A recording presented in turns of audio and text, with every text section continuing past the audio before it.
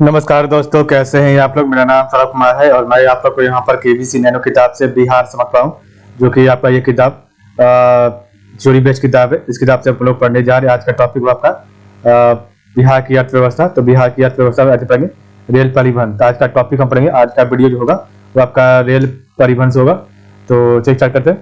तो बिहार में रेल परिवहन का शुभारंभ 1860 ईस्वी में हुआ। तो बिहार में रेल परिवहन का शुभारंभ 1860 ईस्वी में हुआ। ईस्ट इंडिया कंपनी ने 1860 से लेकर 62 की अवधि में गंगा के किनारे कलकत्ता तक रेल लाइन बिछाई। ठीक है, यह रेल लाइन राजमहल, भागलपुर, मुंगेर, पटना, आरा, बक्सर होते हुए मुगलसराय तक बनाई गई।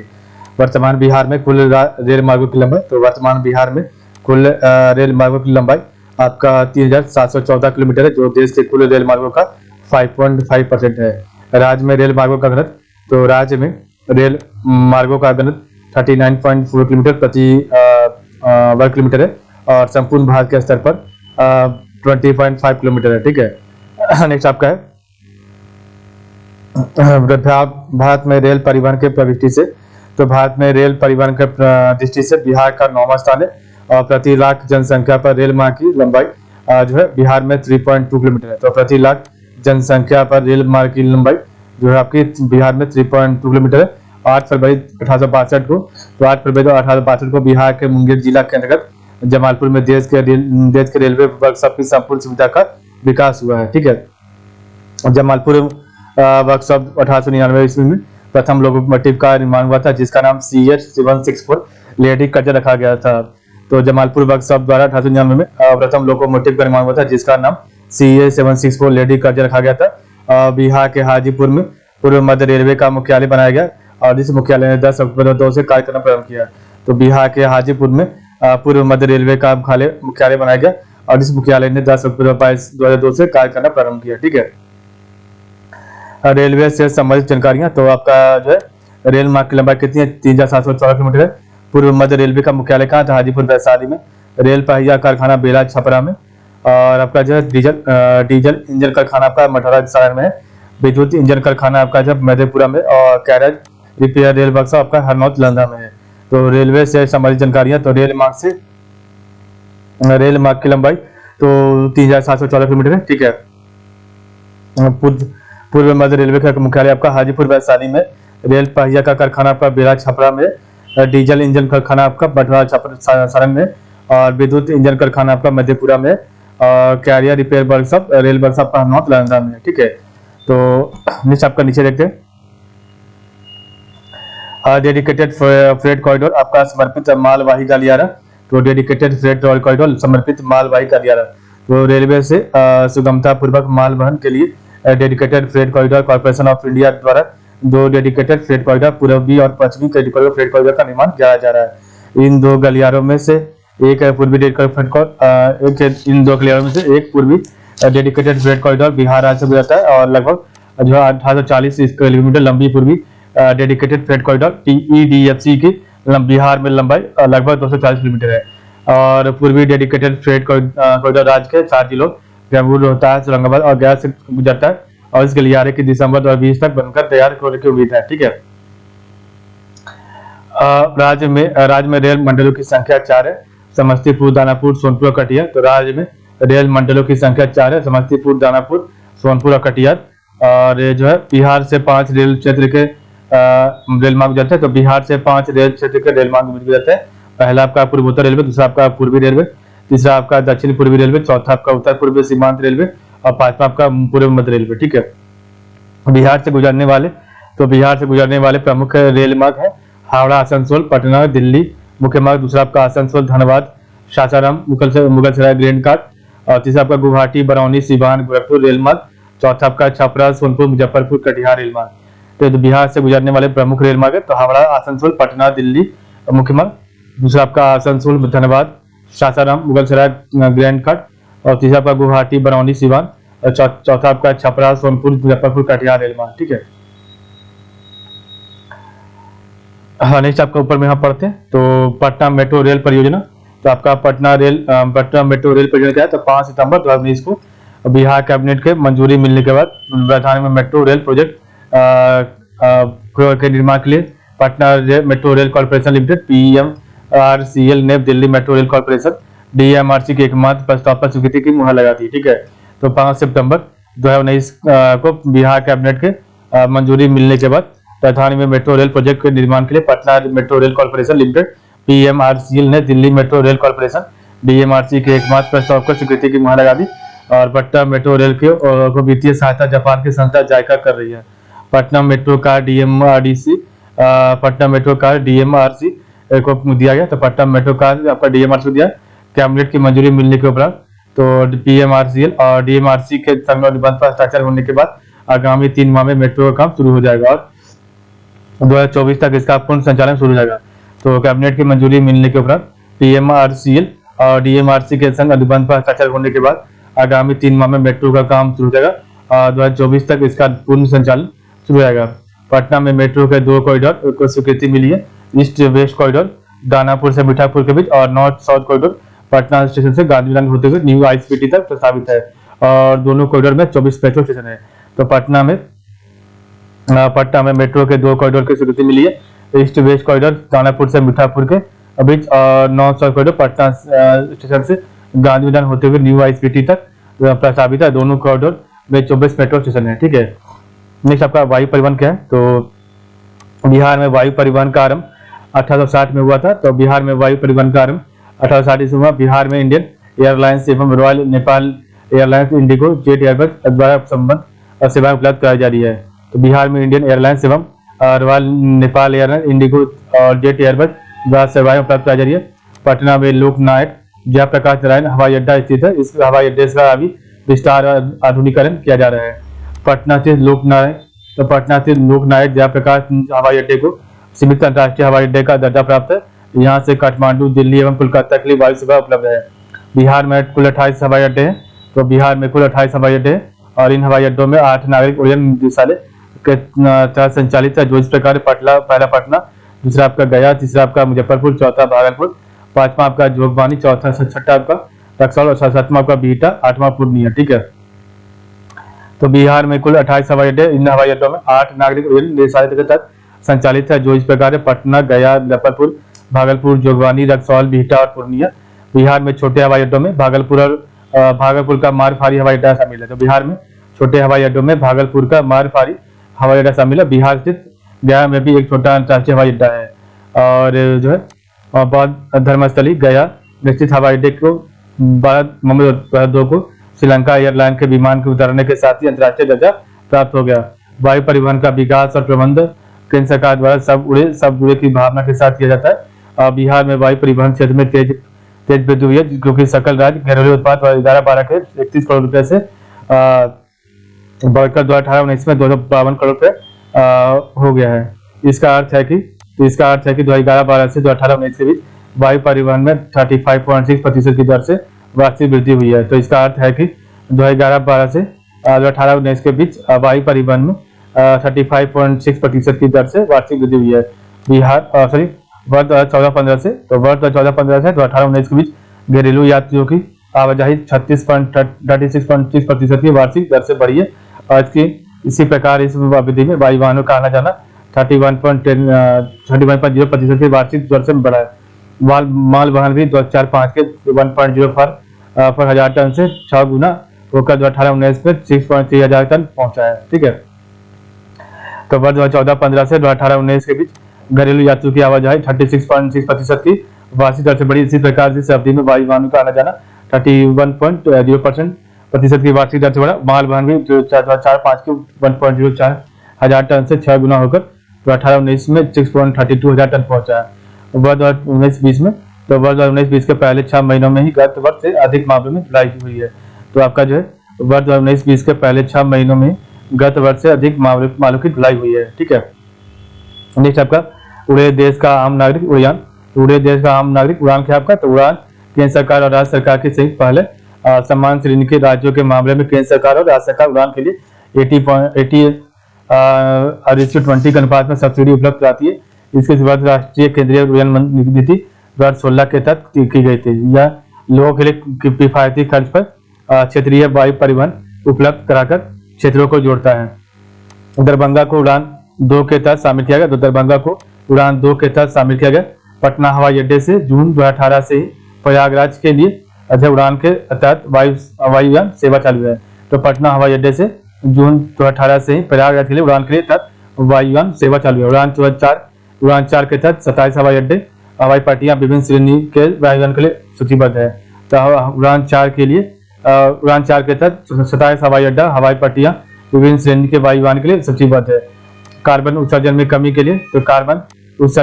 के लिए पटना के जयप्रकाश नारायण अंतर्राष्ट्रीय हवाई अड्डे पर 219 किलोवाट आवर क्षमता का सौर ऊर्जा संयंत्र लगाया गया। तो कार्बन उत्सर्जन में कमी के लिए पटना के जयप्रकाश नारायण अंतर्राष्ट्रीय हवाई अड्डे पर 219 किलोवाट आवर क्षमता का सौर ऊर्जा संयंत्र लगाया जा रहा है। ठीक है, नीचे आपका है जल परिवहन। तो बिहार में हजारों किलोमीटर लंबा नौ संचालित जल मार्ग है, जिससे नहरें तथा सदा प्रवाही नदियां शामिल है। यह प्रणाली पर्यावरण के अनुकूल और किफायती ईंधन पर निर्भर है। तो बिहार में हजारों किलोमीटर लंबा नौ संचालित जल मार्ग है, जिससे नहरें और तथा सदा प्रवाही नदियां शामिल है और यह प्रणाली पर्यावरण के अनुकूल और किफायती ईंधन पर निर्भर है। बिहार में नदी नौवहन के ऊपर अपार संभावना है। ठीक है, तो बिहार में नदी नौवहन की अपार संभावना है और राज्य सरकार ने नदियों में होने वाली नौका दुर्घटनाओं को रोकने और सचेत नौवहन को बढ़ावा देने के लिए बंगाल नौवहन अधिनियम के तर्ज पर आदर्श नौवहन नियमावली परिगाह की तैयारी की है। ठीक है, जिसके अंतर्गत राज्य में चलने वाली सभी नावों और टिमरों का निबंधन अनिवार्य कर दिया गया, जिसका स्वामित्व हस्तांतरणीय भी हो सकता है। भारत सरकार ने गंगा नदी में प्रयागराज उत्तर प्रदेश से हल्दिया पश्चिम बंगाल तक को जलमार्ग को राष्ट्रीय जलमार्ग 1 घोषित किया और जिसका बक्सर से भागलपुर तक का खंड बिहार में पड़ता है। ठीक है, इस राष्ट्रीय जलमार्ग का विकास रख रखाव और नियमन की जिम्मेदारी भारतीय अंतर्देशीय जलमार्ग प्राधिकरण IWAI को सौंपी गई है। प्राधिकरण का मुख्यालय नोएडा में और इसके क्षेत्रीय कार्यालय पटना, कोलकाता, गुवाहाटी व कोची में तथा शाखा कार्यालय बलिया, भागलपुर, फराक्का व कोल्लम में है। ठीक है, तो जल परिवहन तो बिहार में हजारों किलोमीटर लंबा संचालित जलमार्ग है। ठीक है, नेक्स्ट आपका है संचार व्यवस्था क्या है। तो पढ़ते हैं तो विज्ञान एवं तकनीकी ज्ञान का प्रसार एवं जन संचार माध्यमों के रूप में उनका व्यवहारिक प्रयोग राज्य के आर्थिक, प्रशासनिक एवं सामाजिक प्रगति का आधार बन चुका है। डाक, तारघर, दूरभाष, रेडियो, दूरदर्शन तथा समाचार पत्र जन संचार के माध्यम है। दूरभाष, डाकघर, बेतार, रेडियो तथा दूरदर्शन संचार एवं जनसंचार के नए साधन है। बिहार में संचार माध्यमों का विकास उच्च स्तरीय नहीं है, इससे विकास एवं औद्योगिक क्रियाओं में विघन पड़ता है। पिछले दशक में बिहार में संचार माध्यमों का तीव्रता से विकास हुआ था। ठीक है, आपका दूरसंचार क्या है। तो भारत का दूरसंचार नेटवर्क विश्व में चीन के बाद दूसरा सबसे बड़ा नेटवर्क है। विगत वर्षों में बिहार में दूरभाष प्रति 1000 जनसंख्या में तीव्र वृद्धि हुई है और यह 2016 में 54 थी, जो 2019 में 60 हो गई। 2019 में ग्रामीण दूरभाष के लिहाज से 46 कनेक्शन के साथ बिहार का देश के प्रमुख राज्यों के बीच नीचे से दूसरा स्थान है और शहरी दूरभाष घनत्व के लिहाज से 149 कनेक्शन के साथ 8वां स्थान है। ठीक है, भारत संचार निगम लिमिटेड। तो भारत संचार निगम लिमिटेड BSNL केंद्र सरकार के स्वामित्व वाला सार्वजनिक क्षेत्र का उपक्रम है, जो पूरे भारत में विशेषकर ग्रामीण क्षेत्रों में दूरसंचार सेवाएं प्रदान करता है। ये सेवाएं जनजातीय क्षेत्रों और वामपंथी अतिवाद प्रभावित क्षेत्रों में भी दी जाती है। ठीक है, राज्य में BSNL का नेटवर्क कुल भौगोलिक क्षेत्रफल का। तो राज्य में BSNL का नेटवर्क कुल भौगोलिक क्षेत्रफल का 66.0%, जनसंख्या का 84.7%, गाँव का 68.5% भाग को कवर करता है। इसके अतिरिक्त राज्य से गुजरने वाले सभी राष्ट्रीय राजमार्गों, राज्य उच्च पथों तथा रेल मार्गों को भी यह कवर करता है। दूरसंचार विभाग ने राष्ट्रीय स्तर पर दूरसंचार संरचना और नेटवर्क की मजबूती के लिए अनेक कदम उठाए और इन कदमों से बिहार भी लाभान्वित हो रहा है। दूरसंचार विभाग द्वारा उठाए गए कदम निम्न है।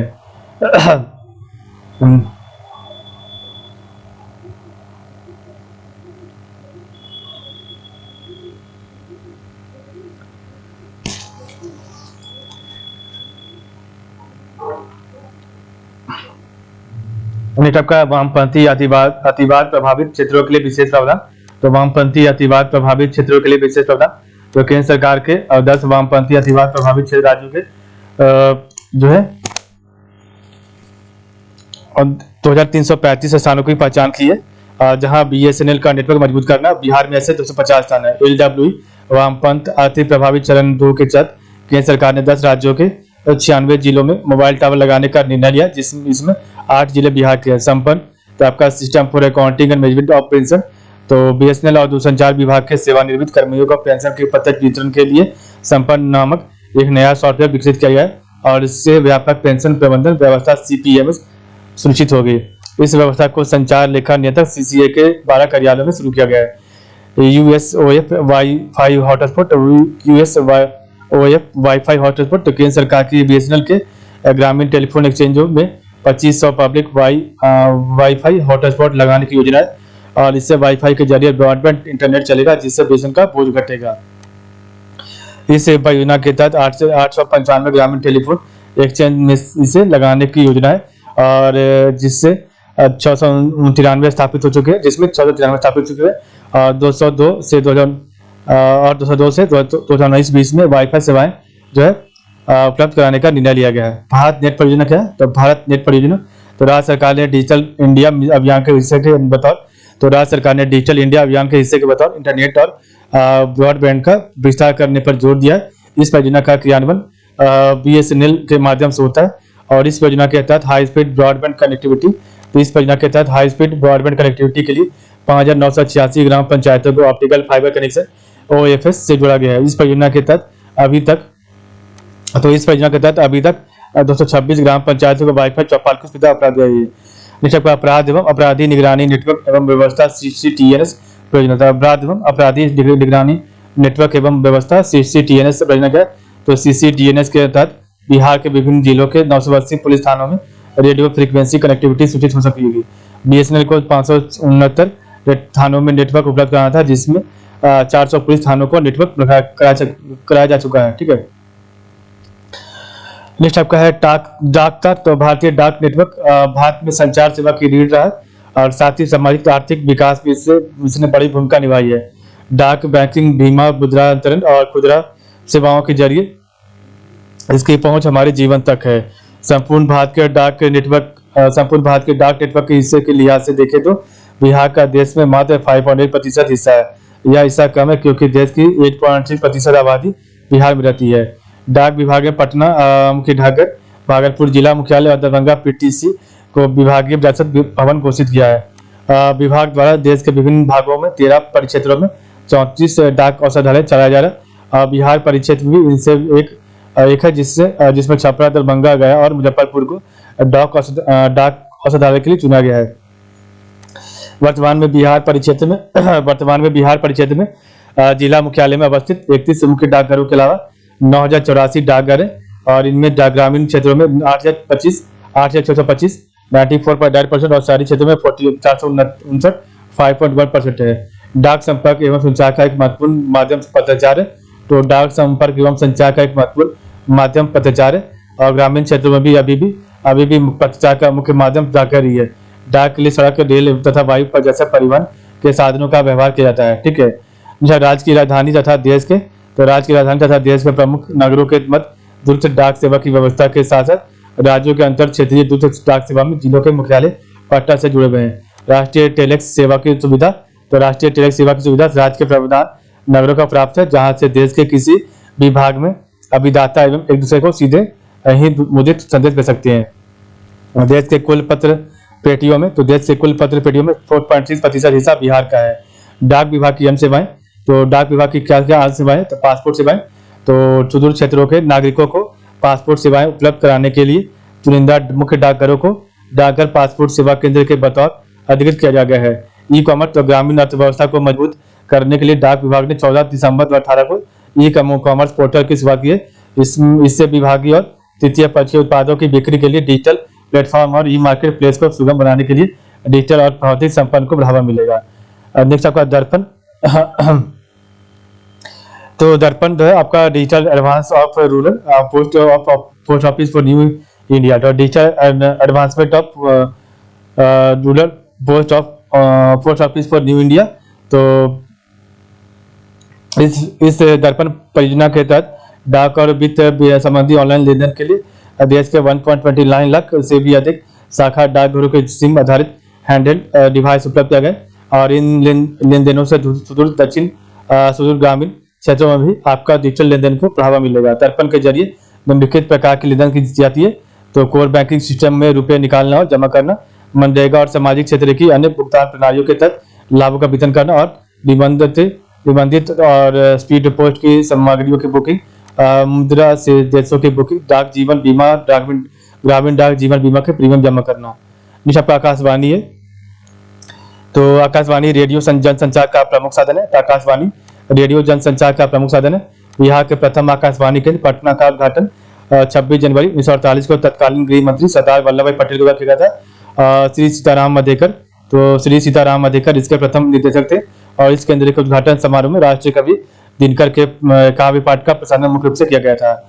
यह केंद्र आकाशवाणी के हिसाब से पूर्वी जोन में पड़ता है, ठीक है। तो बिहार में पटना, भागलपुर, दरभंगा एवं पटना, तो पटना विविध भारती फतुहा केंद्र मीडियम वेब के केंद्र है, जो प्रतिदिन प्रादेशिक समाचार के साथ साथ क्षेत्रीय कला, सांस्कृतिक, राजनीतिक, सामाजिक, कृषि तथा विज्ञान संबंधी कार्यक्रमों से राज्य की जनता को अवगत कराते हैं। राज्य में 8 आकाशवाणी केंद्रों की स्थापना हो चुकी है।